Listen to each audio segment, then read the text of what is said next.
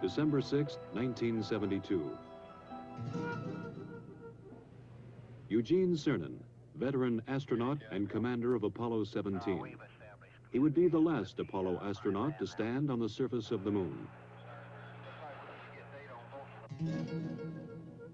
Dr. Harrison Schmitt, better known as Jack. He would be the first geologist to set foot on an alien world.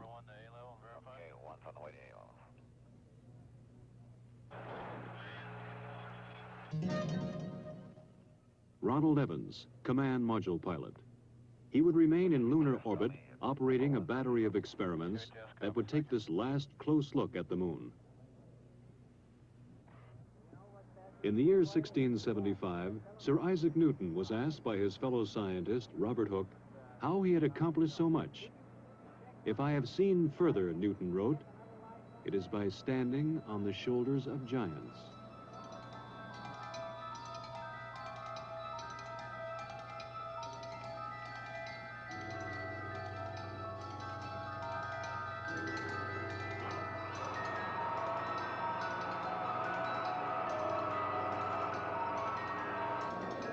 Stage propellant tanks have been pressurized. The engines will build up to a thrust of 7.6 million pounds. T-minus 30 seconds. We have a cutoff. We have a cutoff at T-minus 30 seconds. This cutoff was automatic, done by the sequencer. One command, pressurized the S4B stage, was not given. And despite the fact that it was going to be done manually, the sequencer, in effect, said, I didn't tell you to do it, and therefore you can't be doing it. So at 30 seconds, it very properly stopped the operation. Most of the work was being done right off the firing room in the Launch Control Center at Kennedy. However, there was a great deal of support from the Marshall Space Flight Center, who had a comparable operational group working there with their contractors. So we concluded that we were safe, and we gave the word to jump route to one signal and proceed, which we did.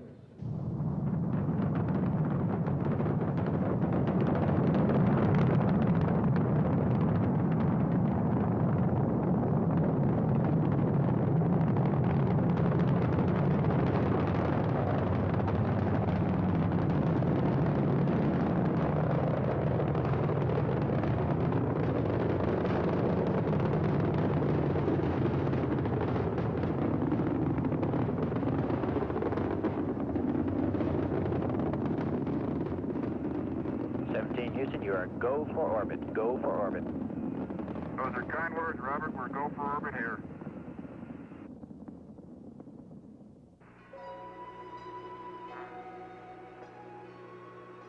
After checking out the spacecraft in Earth orbit, they burned out of orbit and headed toward the moon. Houston, we're right in the middle of a snowstorm. Ron Evans, at the controls of the Command Module America, moved in to dock with the lunar module Challenger. They pulled Challenger free of the booster's third stage, then continued the 3-day coast to the moon. GNS, ATM, ECHO. Even as Cernan, Evans, and Schmitt headed toward the moon, directly below the Apollo 17 control room, Flight Director Don Putty ran his crew through a launch simulation for the first Skylab. As you're probably well aware, we are still working on other programs, Skylab being the prime effort starting in the spring of next year. We're also working on the cooperative mission with the Russians, which will take place in 1975. And of course, we've got quite a few of the flight control team as well as other center elements involved in the work on the shuttle. So it's the start of a new era, I hope. Skylab, of course, will fly in the spring of next year with 3 men going up and spending 28 days, and then 2 months later after they land, we'll put 3 men up for 56 days. They'll come down, and 30 days later, another 3 will go 56 days. So a year of 73, calendar year, will certainly be a busy one from the standpoint of manned spaceflight. December 10th, 1972.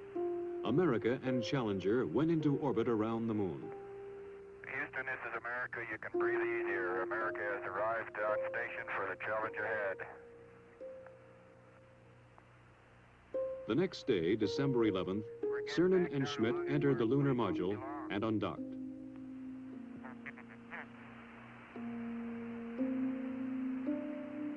You look just as pretty in Earth light as you do in sunlight.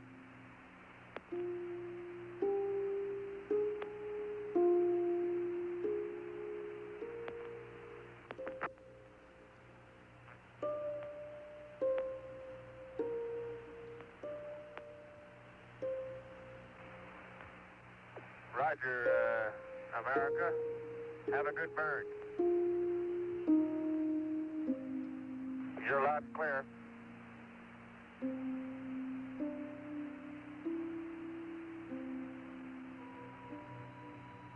With the command module in the distance, they passed over their landing place, a valley in an area of the moon called Taurus-Littrow. Here they hoped to find the youngest material yet sampled and direct evidence of lunar volcanoes.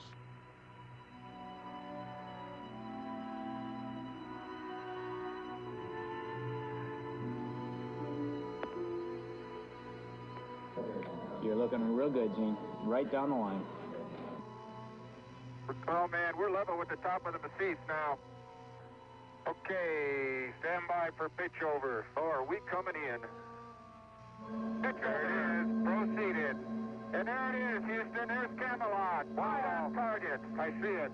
We got them all. 42 degrees, 37 degrees, through 5,500. 53 degrees. Okay, I've got Jorge, I've got Poppy, I've got the triangle. That's 2,500 feet, 52 degrees. H-dot is good at 2,000. H-dot is good. Fuel is good. Going down at 10, cut the H-dot. The fuel's good. 110 feet, stand by for some dust. Little forward, G. Little forward a little. 90 feet. Little forward velocity. 80 feet. Going down at 3.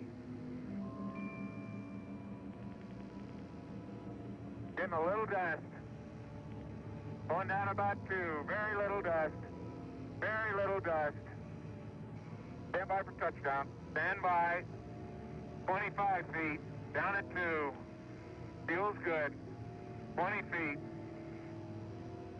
Going down at 2. 10 feet. 10 feet. Contact. Stop, push. Engine stop. Okay, Houston, the Challenger has landed.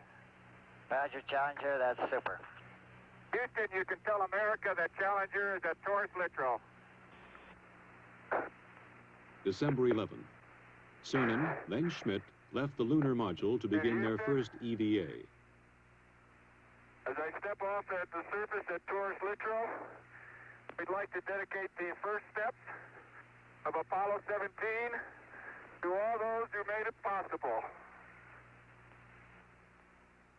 Their first job was to unload equipment, including their rover, the electric car in which they would drive to the exploration sites.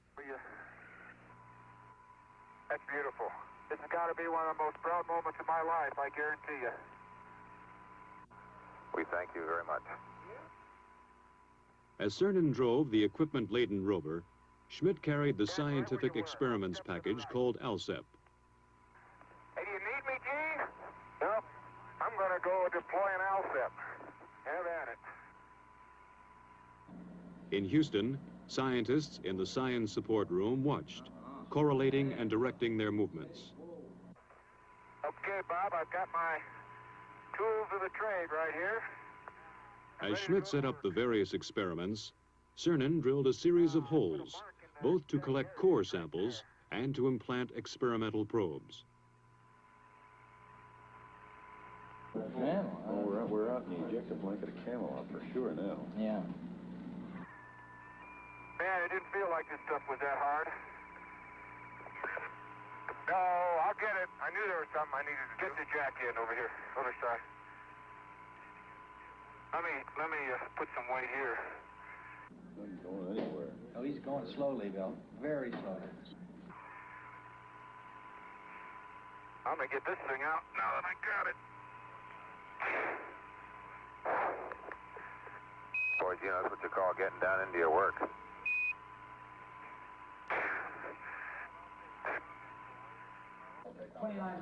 Yeah, that's 29.5 minutes from now, but remember, they left this side a little bit late.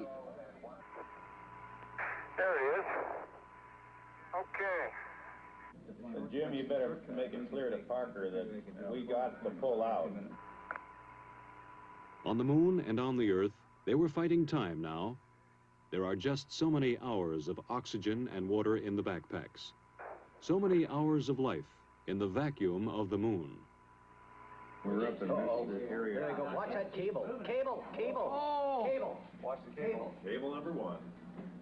You know, they're all fixed, Lee. They'll break the whole world before they'll break the cable this time.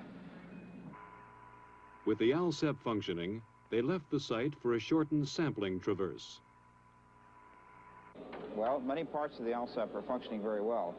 The heat flow experiment is working excellently. It's transmitting back temperature data. The cooling down is still cooling down from the drilling process, and in a few hours they should be starting to get true heat flow information. Let's see if I can't crack the corner and get that contact. See if I can't get her. Look at the boulders out there. Jesus. It was time to head back to the Challenger, activate experiments, and get back inside. Man. I was strolling on the moon one day in the merry, merry month of December. No, May's the month. May, that's right. May is the year of the month. As the astronauts rested, engineers in 2 nations were working out technical problems of the Apollo-Soyuz test program, the first joint Russian and American space mission. Well, the prime purpose of the Apollo-Soyuz joint mission is to prove out a compatible docking system and demonstrate that we have compatible operational procedures that will let 2 different countries dock in space. I think more than that, it has certainly a symbolic meaning of these 2 large powers learning to work together in space, which I believe are the new seas of mankind, the new frontiers, and work out solutions to problems wherein, although we're very competitive, we can still be cooperative and assist each other. And I think that this Apollo-Soyuz program stands for just that. Oh, what a nice day. Oh, funny, there's not a cloud in the sky, except in the Earth. Think that'll stop the dust, that way? They would have one task before they got to work exploring. The previous day, they had broken a rear fender of the rover. The dust thrown up was causing trouble. Apollo 16 commander John Young had worked that night in a pressure suit on a way to fix the fender. On the moon, the astronauts put it together. The fender section formed from a lunar map, molded with tape, then held in place with clamps from the Lunar Module Telescope. It was a repair that would last the remainder of the mission. Then Schmitt moved out to place one of several explosive packages which would be detonated after they left the moon, mapping the lunar subsurface, much as earthly geologists explore for oil. Cernan would pick him up in the rover for the drive to the first site on this traverse, Station 2. They're somewhere along this rim where they can see. But they're dropping, Bill, so they must be coming across that thing. We're right where we wanted to be for Station 2, and it looks like a great place.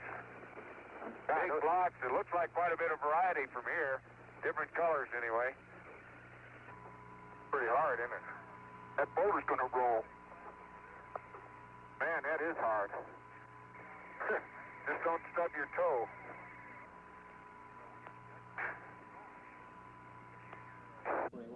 The foreground features are somewhat different, simply because they were farther up onto the hill, I think. But otherwise, that's remarkable. Powdery, it's obviously very cohesive because the bottom of the core is not smooth. It's very jaggedy and fragmental-like. Gene's finished with the core tube, then we should be able to go. If we get that all of that.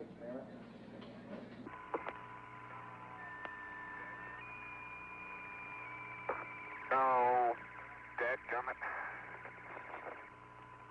Jack Schmitt, having a few problems.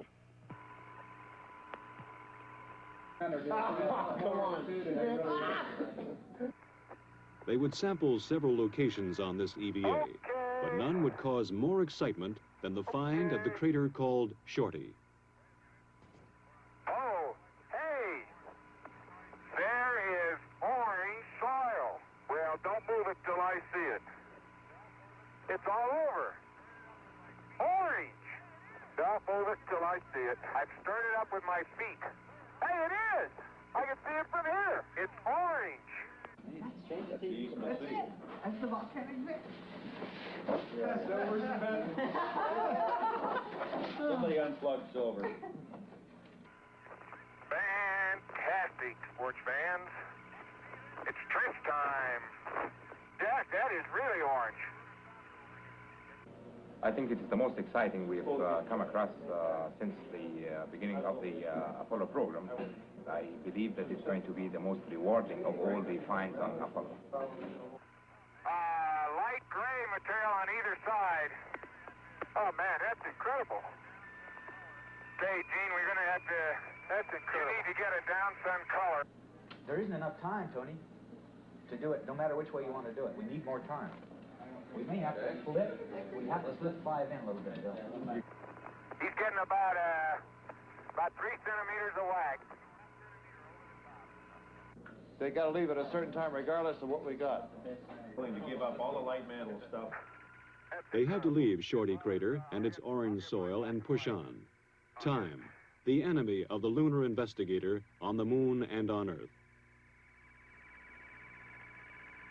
I can't believe we sampled the whole... I can't believe we sampled the whole thing right on. The precious minutes had run out. Return to the rover, drive back to the Challenger, close out EVA-2. We'd like you to leave immediately. Okay. My golly, this time goes fast. As the last Apollo crew worked on the moon, the engineers on Earth prepared for tomorrow's day in space. I have a model here of the space shuttle. As you see, it resembles a delta-wing airplane on top of a propulsion system. The system is going to be designed so all of the costly parts are reusable. Now that we're beginning to understand space, we're beginning to understand the potential, the economic potential. The need is to bring larger arrays of instrumentation up in space. The need to provide man with a real capability to work up in space. Okay, Bob, I'm on the pad, and it's about 4:30 a Wednesday afternoon as I step out onto the plains of Taurus-Littrow. Beautiful valley. December 13th. Yesterday, they had explored the south end of the valley. Today, they would go north. Yeah, well, let's ask for an extension. Hey, Jim, this is the last time for you to really go to bat for us, Jim. We know you'll do it for us. Send an extension for that L7. Yeah. Holy smoly! Why are we on a slope? You okay? Man, that's rough country in there, isn't it? Well, you're looking across Henry. And let me see what it is. Apollo science will continue, and I'm sure, you might say, the mysteries will continue to come out for many years to come. But of this I'm sure. Man has learned that space is his to explore. And man will return to space to explore, to the moon and beyond.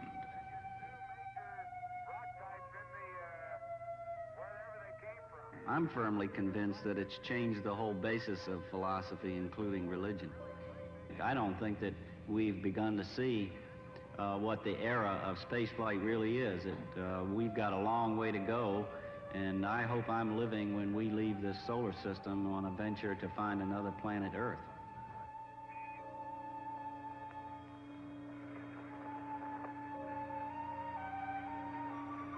You know, Jack, when we finish with station 8, we will have covered this whole valley from corner to corner. That was the idea. Once more it was time. Gene Cernan and Jack Schmitt returned to the rover to drive back to Challenger.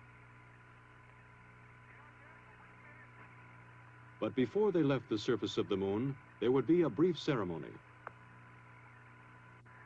It's a rock composed of many fragments of many sizes and many shapes. When we return this rock, or some of the others like it, to Houston, we'd like to share a piece of this rock with so many of the countries throughout the world. We hope that this will be a symbol of what our feelings are, what the feelings of the Apollo program are, and a symbol of mankind that we can live in peace and harmony in the future. And a final word from the last man on the moon. I'd like to just let what I believe history will record, that America's challenge of today has forged man's destiny of tomorrow.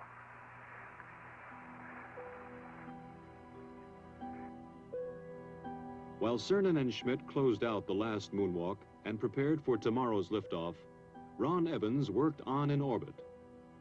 Photograph, observe, describe. Keep operating the cameras and experiments in the Science Experiments Bay. In orbit, as on the surface, the seconds are precious. Possibility at this stage. How is the experiment working now? Working extremely well. We're looking for subsurface geologic structure in the broad sense, layering, for example. This is the infrared scanning radiometer. What does that do? The radiometer measures the temperature of the moon and makes an accurate map of the temperature beneath the spacecraft. It is working with tremendous success. One other thing, how is the experiment working mechanically as far as the man and the machine? The experiment itself, the hardware is working perfectly, precisely the way it was supposed to work. Everything has functioned properly.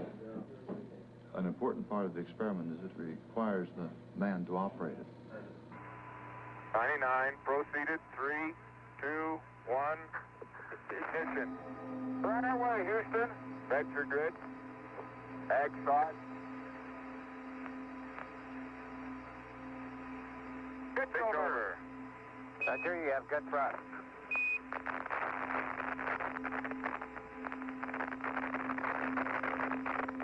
Okay, 30 seconds. 308 your number. Take on through 1,500 feet, and H-dot looks good. On the descent stage of Challenger, forever on the moon, they left a plaque reading, "Here man completed his first explorations of the moon, December 1972 AD. May the spirit of peace in which we came be reflected in the lives of all mankind." One revolution later, Cernan and Schmitt caught up with Evans and prepared for docking. Good to see you. Good to have you all back up here. It's been a good trip. Man, that Challenger's a beautiful vehicle. You betcha. December 16th. Burn out of lunar orbit and head home to Earth. Houston, America has found some fair winds and following seas, and we're on our way home. Hey, this is great. Talk about being a spaceman. This is it. December 17th, 170,000 miles from Earth. Ron Evans left the command module. Hello, Mom. We see you, Ron. Looking great. Okay. Hey, John, how you doing? Hi, Jamie. Evans was retrieving film canisters from the two cameras and the lunar sounding radar, data vital to the scientists on Earth. And the lessons in. Before he got back inside, Evans took a last look at the crescent Earth. In 2 more days, they would be home. December 19th. They rode inside a 5,000-degree fireball through the atmosphere of Earth. Stowed in the spacecraft, almost 250 pounds of the moon.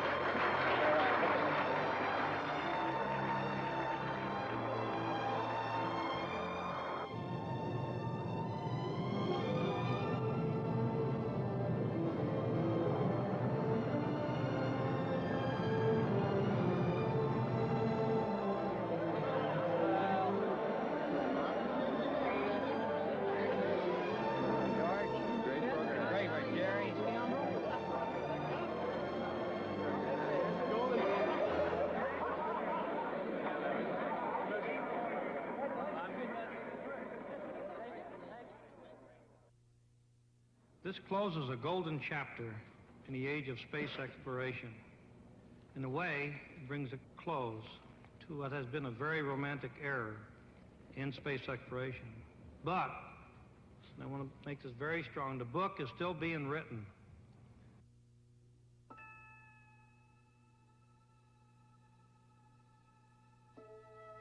The moon, a lonely world in the absence of man. But here we have left our mark, a signature attesting a legacy to future generations. We stood on the shoulders of giants and touched the moon.